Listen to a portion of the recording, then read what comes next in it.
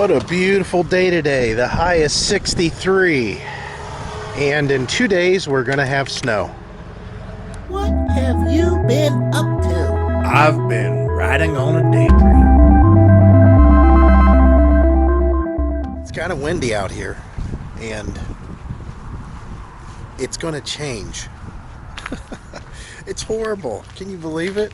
It's going to be 63 today. Tomorrow's going to be in the 50s, and then the temperature's going to start dropping. I was sick. I actually got some sort of a sinus thing that went on. My last video, it started, I don't know if you could tell, but I just didn't have much for energy. And then I was kind of knocked out yesterday, and of course, the end of that day that I did the video too. But it's clearing up. Thank God. The yard is actually to the point where it could be mowed. I had to order some blades for our old tractor. Now those blades are obsolete, and the ones that are on there I've sharpened so many times they are down to hardly anything. Let's talk about the weather. Weather is always an issue in a lot of states, and Northeast Ohio has just some crazy night and day type stuff go on. If you were first introduced to this state on this date today, and you flew in and we got you to the house here and said, yeah, here's our home and this is Ohio, you would think, this is pretty nice. The spring looks like it's pretty nice. It's still, not hot. It's just, in the 60s and the higher 50s, lower 60s. And you'll see, all the flowers starting to bloom, and the grass is starting to grow, and the trees are starting to get their buds on them. And if we were to bring you here in 2 days from now, you would have a complete different outlook of the place. We've got some kind of a weird front that's coming in, and we're going to have a low pressure system sitting over the state that's going to generate cold air on its own. It has something to do with the amount of water that's in the ground from all the rain, and a bunch of other meteorological stuff that I have no idea how all that stuff operates. But the thing is we're going to get some snow. Nothing to affect the roadways too much, but our lawn and our vehicles and everything else, as the forecast is presented right now moving forward, on Thursday night it's going to change from rain into snow overnight, where we'll have about an inch of snow. And then Friday it should continue to snow, and we'll get about another inch there. So they're telling us a couple of inches, and you just have to expect that kind of stuff living in this area. This is something that I tried to stress to a gentleman that I was speaking to on our website. They were based out of Arizona, and it was one of the developers that I was working with. And I told him, there was a sense of urgency for some of the stuff that I was getting done and needed done, and that it was busy time starting in May for us. And he said, what are you saying busy? Life busy? Your business is busy? What? And I said, well, everything's busy. Everything is more hectic. And it's really hard to imagine if you live in a climate that isn't like this, or anywhere that it's nice pretty much all the time, because I did live in Florida, and there's things that happen down there that just it doesn't happen up here. So I'll use that as a comparison. If you live in Ohio, you're not going to be able to plan to go to an event at any point at any time in March, April, and even early May. You might be able to plan it, but it can't be an outdoor event. I should say, I'm sorry, an outdoor event. So swap meets, yard sales, stuff like that. There are days that will land, on weekends, because most, events happen on weekends, like a car show. They would never plan a car show in March of any size. You're not going to have the Hot Rod Super Nationals, or I think they're calling it the Steel Valley Nationals. They would never have it in March here. They would never have it in April. It's just not a good idea, because there's a chance that, something like this could happen. So in Florida, there's a greater range of outdoor events that could happen, because even if you get into a rain event in Florida, the rain is short-lived. It usually, rains like crazy, downpour, lightning, whatever, and then it just kind of passes on.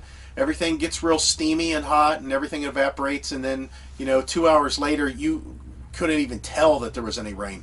When it rains here, it has tendency to stay on the ground, make mud, and usually when it rains, it could be for, quite a few days. Even though this last summer, it wasn't that bad. Our rain was actually real short, and we actually had a semi-drought going on. And as far as planning for us to go camping or something, it's really tough to do. It's really a difficult thing, because it could be a real hit or miss. You could have, like today would be a nice day to camp. So if we scheduled this whole week for camping, a couple days ago it was kind of cold. Yesterday was livable as far as camping goes. Today would have been very pleasant. Tomorrow's not too bad. It's going to be in the 50s, but it is going to be cloudy and rainy. But then the next day, the high is 37 for the day, the high. Now, if you could get through that day in that snow, the next day after that, it gets warmer, and you're into the 50s, maybe even the 60s. And then here's where it gets crazy. As forecasted right now, the low temperature is 21 degrees warmer than the high temperature. So you got 38 degrees is the high with snow. The low is 58 degrees. The high is 73, and it's sunshine. So it's really difficult, and probably one of the reasons, reverting back to that cold thing, you really got to watch. They talk about flu season and cold season. Wear a jacket even if you think you can deal with it. If it looks sunny out and it's relatively warm, put a jacket on anyways. You don't want to catch a chill and get a cold. It could happen so easily. As far as the camper, we haven't done anything interior wise yet because of these temperature fluctuations up and down.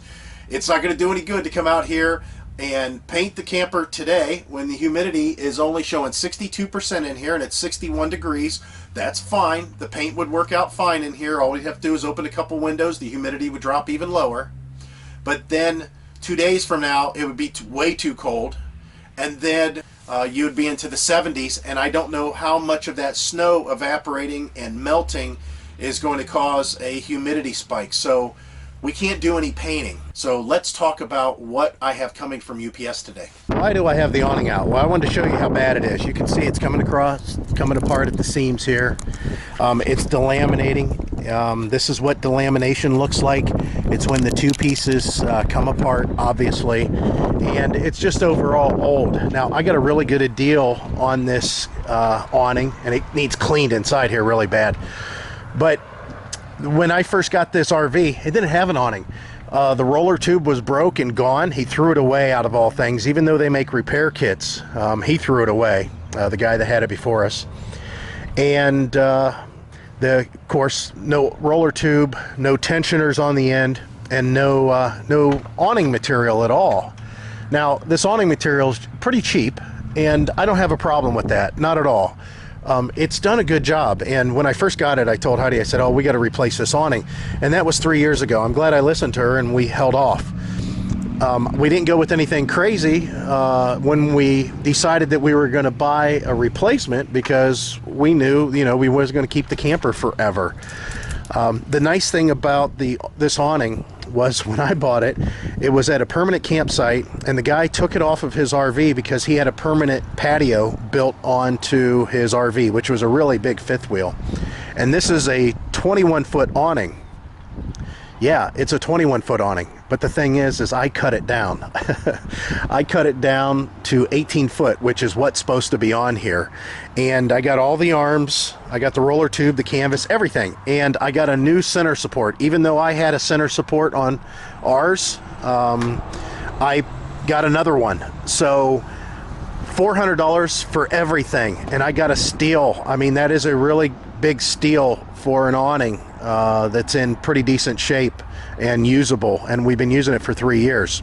So I have some extra parts, like I have some extra arms here, and you know, an extra centerpiece, and that center support is really nice. So this awning is going to get replaced with one that we have coming from UPS today. Now here's the deal on that. I would have bought the Tough Top awning one. I really like those. I like how heavy they are and everything else. They're like an acrylic, they're thick, there's so much as far as a benefit to them. RV Geeks talk about them, and you can get a discount using their code and all that stuff. I love their awning, but I didn't like the fact it was one color. You could get sand, gray, I think there was a dark blue, and then white, and I didn't like any of that. I wanted to have some color. I mean, it would probably be nicer on a newer camper, but this old camper, it just wouldn't look right. It would look like a concession stand. So I went ahead and I searched around, and I found a brand called Sunwave, I think it is. Whenever we get it and install it, of course, I'll do some sort of an installation video, show you what it's like, show you what you need to do.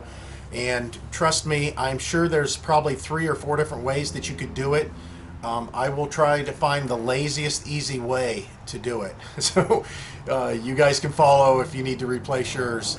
I'm really happy to get that. I have been hating our awning for some time, but it just kept on doing the job. But last year I told her that was it. I know that thing is pretty much disastrous, and I don't know how it lasted as long as it did, because when I first got it, I thought, oh, this thing's going to rip, you know, the first year we have it, and yet, you know, it lasted for 3 years. So they're more sturdy than you think. I'll tell you what, coming out in this van, what I do for my son is I try to start it up and warm it up and move it, and sometimes I'll take it around the block, even though I don't have any tags on it or any insurance or anything like that. But I could see myself in this van. I'll tell you, it must be because of my age, because I think this thing is awesome. I mean, he hasn't even sat in this van since he bought it. He's never drove it. Of course, again, we don't have tags or insurance on it, but it's just cool. Now I got a bunch of crap, you know, that I had back there that I showed you guys that came with the van. I was thinking about buying the toilet off of him and maybe putting it in our RV, but it's kind of a toss-up what we want to do in here. There's a part of me that wants to take and get rid of this steel bed and move it to the side, which he seemed to be happy about. And as far as these components that are here, I told him the heater's too big, it's going to take up too much space, and the toilet being a fixed toilet, it's just not a good idea. That it's probably best for us to go ahead and get him one of those portable ones, and he's really excited about that. Now, I already mentioned to him, and I've mentioned in previous videos, that again, this cold's still lingering here, so my voice is a little bit jacked up. I hate driving my truck. The truck is meant and bought, and I'm using it only, no longer for business. I use it for pulling the camper. It's just for RVs. That's just it. That's all it's for. And I could put it in storage through the winter, to where it wouldn't get exposed to any road salt or anything like that. So I would need a car. So I've actually talked to him and said, hey, listen, there might be a chance I might buy your car off you, and then we'll get you into the van to where you can work on it and have it to do whatever you want. We discussed this with him, and I told him, hey, we need to get this thing fixed as fast as possible so he can stay in it and he can see what it's like, and he can see if it's something that he likes to do and if it's comfortable. There's obviously a lot of things that he needs to do before he even starts living in it. The first thing is, I told him we've got to tint these windows really heavy. Not so much the sides, because of it being sort of a legality thing here in Ohio. The front ones, they can be tinted, but they can't be tinted real dark.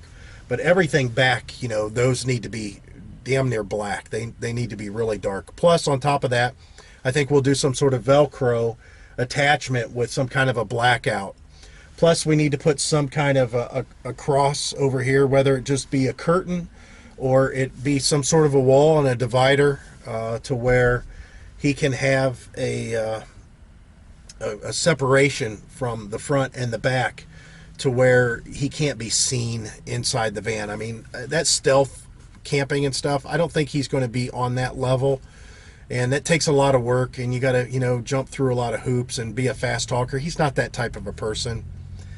but he would like to make it to where it's dark in here. Of course, he needs to stay in here also during the summer when it's hot, so we got to discuss on, you know, how much air is going to be circulating through this thing. It's got an old fantastic fan up there. I mean, it's from 1988. That's the newest that fan could be, because this whole conversion was done then. The furnace is from 88. The propane tank has a date of 87 on it. The toilet has a date of 87 on it. So all this stuff is from the 80s, and it's been taken very well care of. But yeah, I think that there's a lot of stuff that we could do for him in here to make this thing exactly like he wants it. I just want him to be a little bit more excited about it than I am. Because I'll end up trying to buy it off of him and do something with it. I don't even know what I would do with it. It's only got a small block 302 in it, so it could tow this, you know, our camper, but I wouldn't want to do that. It's the whole reason that I sold, you know, our old 302 truck, that and it being, you know, a little rusty. But yeah, it's cool. It's just cool. We also got to replace the window regulators. It's got power windows and power locks. It's cool. The other thing we talked about doing, and we're moving forward, we're going to start searching the junkyards for a high top. The nice thing is this is a standard size length van, and from 1975 to present. So from 75 to 2017, if it's a standard size van, the high tops are the same. So if we can find something in a junkyard that's got a really nice high top, we'll have to talk it out of the junkyard and see if then we can install it on this, which wouldn't be a big deal.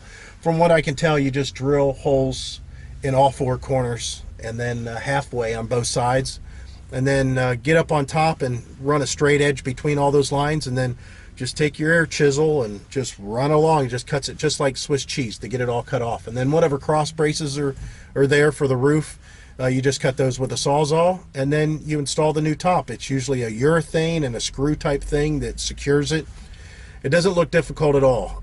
I say that not ever doing it, and it could be a real nightmare and a handful, but we'll have to see how that goes. But yeah, I wanted to sit here.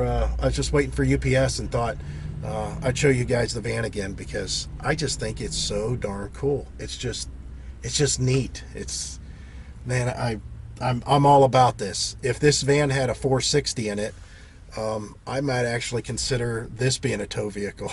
I don't know what we do with all this back end, but yeah, it'd be cool. I picked this up the other day when we were out at Heidi's work, and I had some reward points. You get reward points for a program that they do there.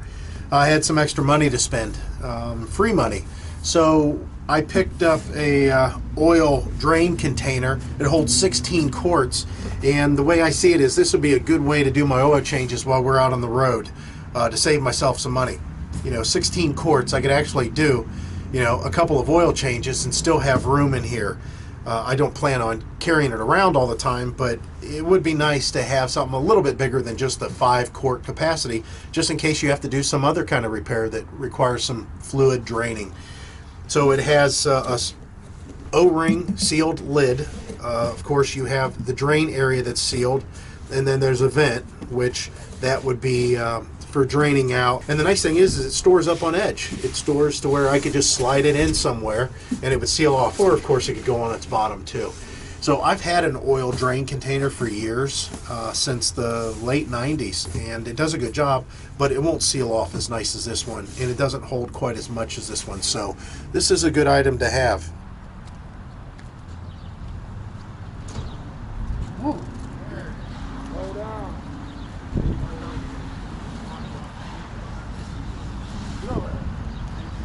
Get over.